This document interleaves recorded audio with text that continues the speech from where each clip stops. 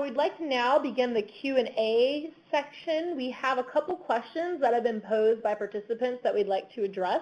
The first question is for Dan. In discussing the evaluation and validation of components of Educator Evaluation Systems, Dan, how might states validate the components of their new systems? What might states do to validate new teacher and principal evaluation measures? So one can tackle this at different levels. I will point people to the Passing Muster Brookings paper that I mentioned in the chat as the way that you can formally evaluate the system and see if it's looking like it's doing what you want it to do. But I would also say that on a sort of a less technical level, that you should look for sort of the face validity of the system. And I'd look for two things. The first is, does it look like differences in performance are driven solely by particular components?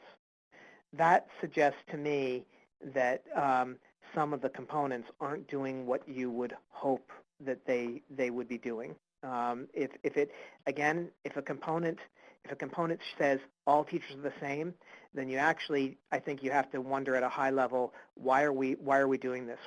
It's costly to get people to go in and do classroom observations, and all the observations say that the teachers are the same. It's not clear that that's a useful thing to do in that case.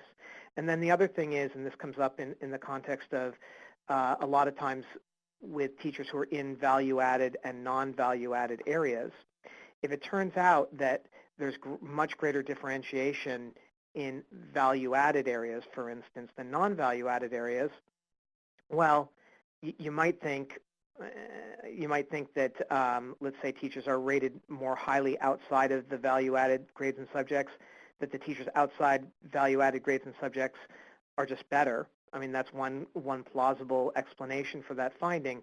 But the other plausible explanation is that people are not differentiating as much as they need to. And I guess I would argue that if you found that dichotomy in evaluation ratings, that suggests that the evaluation system is not credible kind of across the board.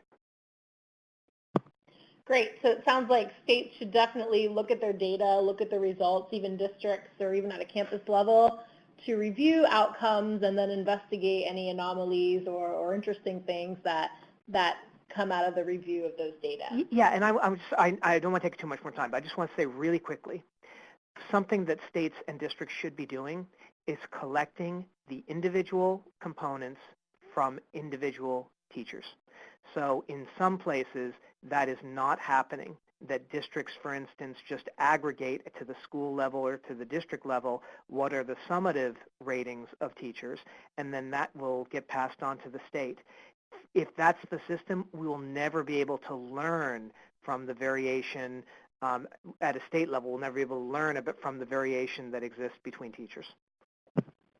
Great, thank you. So looking at component level and even components within an observation rubric rather than the overall score. That's great. And that's something that I think districts and states could easily do if they do collect that data. You don't necessarily need sophisticated data analysis to examine trends and distributions. Yep. Great. Okay, I have another question for Ohio. Ohio, you mentioned a lot of the lessons learned and discussed some feedback that you would receive from pilot participants and then how you address that feedback. So how might states and even school districts capture that type of implementation feedback from the field to inform the design and implementation of their system? So what methods did you use to capture that feedback from the field? This is Carolyn. We actually had basically third-party entities doing those evaluations and the studies of the pilot groups that did the performance side of the growth component, and then later pilots did the student growth measure side. And I think having that third party do that evaluation and the report out, you get a lot truer information as opposed to us as a state agency asking you, how did this go? What worked? What didn't work? The third party works much better than the state agency itself doing that, because people are in the local agency, they're in the local entity, they're much more comfortable to talk to somebody who's not representing the state. They're outside of the state agency. So I think that would be the biggest piece of advice that we would offer there. Great. And are you familiar with the methods those organizations use to capture feedback? Did you all conduct surveys, focus groups, interviews? They did all of the above. Great. Excellent. So, and I know that speaking from personal experience here at the REL Southwest, we are actually working with the Texas Education Agency to help them collect feedback and evaluate the first year of the state's pilot. So definitely for those of you who work with districts or state departments, if you don't necessarily have the funds, if you don't have Race to the Top or additional funds to hire an external evaluator, definitely be creative and reach out to your RELs, to your comprehensive centers around the country, and see if there are ways that you can work with those types of organizations to evaluate your systems.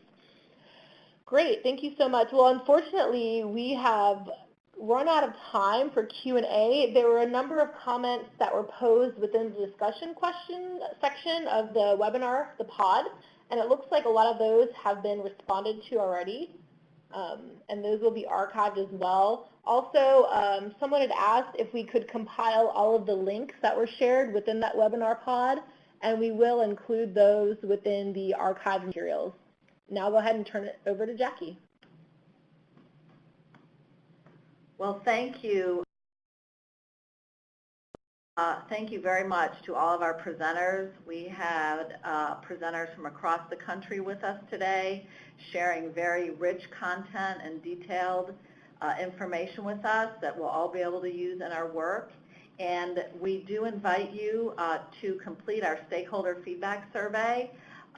We also want to thank all of our participants for being so engaged and staying on the webinar. It's always a delight to see almost all of the participants stay till the very end. We do appreciate that. And I am putting the link to the stakeholder feedback survey. It should open up on your computer so that you can complete it right now. It's very important for our learning that you complete this, and if for some reason the link didn't show up, you can email me, Jackie Bernitzky, and I can provide that to you in an email. Otherwise, we're going to sign off, and thank you everyone for your participation today.